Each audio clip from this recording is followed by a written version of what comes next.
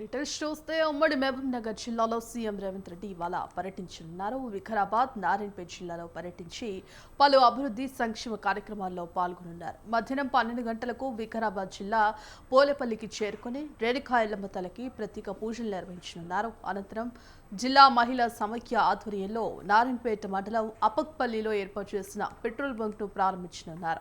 BPCL company సహకారంతో ఏర్పాటు కానున్న ఈ బంక్ నిర్వహణ బాధ్యతలను పూర్తిగా మహిళలకు అప్పగించారు. రాష్ట్రంలోనే ఈ తరహా బంక్ మొదటి కాగా దానిని సీఎం రేవంత్ రెడ్డి ప్రారంభిస్తారు.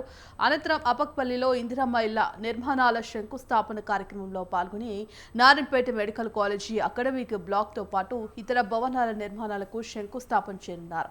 ఆ తర్వాత గురుకుల హాస్టల్ ఆవరణలో ఏర్పాటు చేసిన బహిరంగ సభలో సీఎం ప్రసంగించనున్నారు. సీఎం పర్యటన నేపథ్యంలో అధికారులు ఇప్పటికే అన్ని ఏర్పాట్లు చేశారు.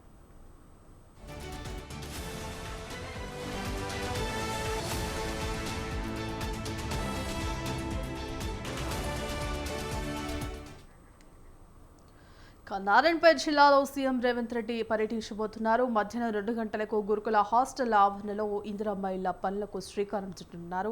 ఇక సీఎం పర్యటన దృష్ట్యా అధికారులు అన్ని ఏర్పాట్లను పూర్తి చేశారు. ఇందుకు సంబంధించి కంప్లీట్ అప్డేట్స్ మా ప్రతినిధి ప్రదీప్ అందిస్తారు. ప్రదీప్ చెప్పండి. నేడు ఉమ్మడి మహబూబ్ నగర్ జిల్లాలో ఇటు వికారాబాద్, నారాయణపేట జిల్లాలో సీఎం రేవంత్ పర్యటన నేపథ్యంలో అధికారులు ఏ విధమైన ఏర్పాట్లు చేశారో ప్రస్తుతం పరిస్థితి ఏ విధంగా ఉంది? భాగ్య ఉమ్మడి పాలమూరు జిల్లాలో ముఖ్యమంత్రి ఈ రోజు పర్యటించనున్నారు. నారాయణపేట జిల్లాతో పాటు వికారాబాద్ జిల్లాలో కూడా పలు అభివృద్ధి సంక్షేమ కార్యక్రమాలకు సంబంధించి ప్రారంభించనున్నారు. అయితే రేవంత్ రెడ్డి ఏదైతే ముఖ్యమంత్రిగా ఏదైతే ప్రభుత్వం ఏర్పాటు చేసినాక ఉమ్మడి పాలమూరు జిల్లా అభివృద్ధి లక్ష్యంగా పనిచేస్తున్నారని చెప్పొచ్చు. ఏదైతే ఉమ్మడి పాలమూరు జిల్లా గతంలో వలసల జిల్లాగా పేరున్నది, అభివృద్ధిలో అంటే ఉపాధి పరంగా కానీ పారిశ్రామికంగా ఆ తర్వాత పలు అభివృద్ధి కార్యక్రమం ఇంద్రమ్మ ఇల్లు కూడా ఉమ్మడి పాలమూరు జిల్లా నుంచే ప్రారంభించున్నారు. అయితే పాలమూరు జిల్లాకు ప్రత్యేక ప్రాధాన్యత ఇచ్చారని కూడా చెప్పొచ్చు. అయితే ఈ రోజు ఉదయం 11:30 ప్రత్యేక హెలికాప్టర్లో వికారాబాద్ జిల్లా దుద్యాల మండలం పోలేపల్లికి చేరుకుంటారు. అక్కడ రేణుకా ఎల్లమ్మ జాతరకు సంబంధించి ప్రత్యేక పూజలు చేసిన అనంతరం 12:50కి నారాయణపేట చేరుకుంటారు.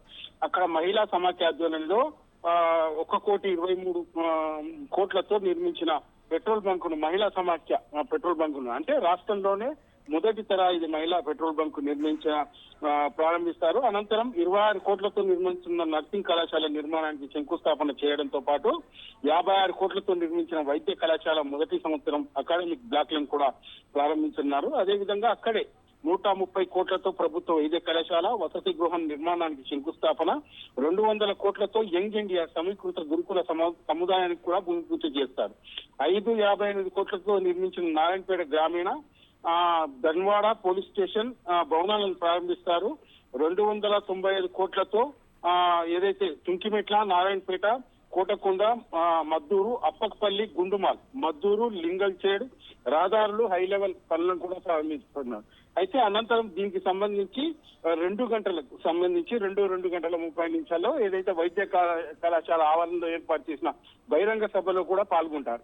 అయితే దీనికి సంబంధించి ఇప్పటికే అధికారులు పూర్తి స్థాయి ఏర్పాట్లు అయితే చేశారు. మరోవైపు 1000 మంది పోలీస్ సిబ్బందితో అయితే గట్టి బందోబస్తు అయితే నిర్వహిస్తున్నారు. ఎస్పీ యోగేష్ గౌతమ్ ఆధ్వర్యంలో 2 అడిషనల్ ఎస్పీలతో పాటు 3 డిఎస్పీలు, 8 మంది సిఐలు, 11 మంది ఎస్ఐలతో పూర్తి భద్రత అయితే కల్పిస్తున్నటువంటి పరిస్థితి ఉంది. మరోవైపు సీఎం టూర్ మొత్తం ఎక్కడా కూడా ఎలాంటి అవాంఛనీయ సంఘటనలు జరగకుండా పూర్తి కట్టుదిట్టమైన భద్రతా ఏర్పాట్లు అయితే చేశారు. మరోవైపు ఉమ్మడి పాలమూరు జిల్లా నుంచి ఇందిరమ్మ ఇళ్లను ఇక్కడి నుంచే ప్రారంభించున్నారు. దీనికి సంబంధించి కూడా అధికారులు పూర్తి స్థాయి అయితే ఏర్పాట్లు చేశారు. రాష్ట్ర వ్యాప్తంగా ఏదైతే ఇందిరమ్మ ఇళ్లకు సంబంధించి గతంలో ప్రభుత్వం ఇచ్చిన హామీ మేరకే ఈ రోజు ఇక్కడి నుంచి రాష్ట్ర వ్యాప్తంగా ఇందిరమ్మ ఇళ్లకు అయితే సంబంధించి ప్రారంభించున్నారు. మరోవైపు పూర్తి అభివృద్ధి కార్యక్రమాలు పాలమూరు జిల్లాల నుంచే ప్రారంభించిన కొంత ప్రాధాన్యత అయితే సంతరించుకుంది. భాగ్యం.